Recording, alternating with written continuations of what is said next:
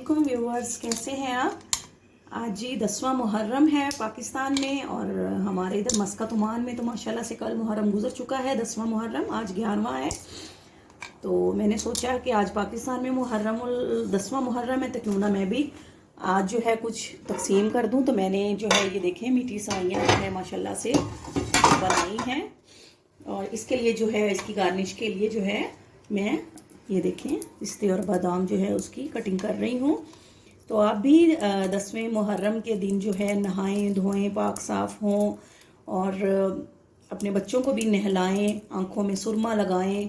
और बेहतरीन जो दुआ है 10वें मुहर्रम के दिन की, जिसकी बहुत ज़्यादा जो है वो फजीलत है, तो वो भी मैं आपके साथ शेयर करती हूँ। वो भी आप अपने बच्चों को भी पढ़ाएं, ख़ुद भी पढ़ें। तो उसकी फजीलत जो है माशाल्लाह से बहुत ज़्यादा है और उसके बारे में जो है ये जी, तो मैंने सोचा कि मैं अपने व्यूवर्स के साथ एक बुक है 12 माह की नफली इबादत है, आलम फ़करी साहब की तहरीर की हुई है। तो ये बहुत ही कमाल की किताब है। इसमें जो है वो 12 माह की जो है वो नफलों की इबादत जो है हर माह में जो होती हैं वो मौजूद हैं।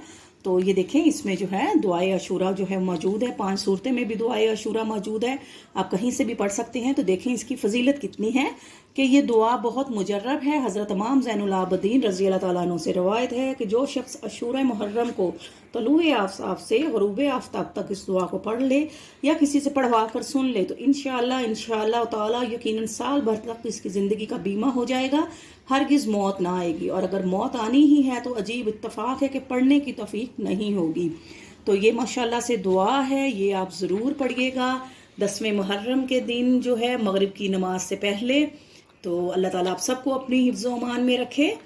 तो आपसे जो है माशाल्लाह से अब हम जो है जो हमने अपनी सवैयाँ जो हैं वो दूध वाली जो है तैयार की हैं तो वो भी आपको दिखाते हैं।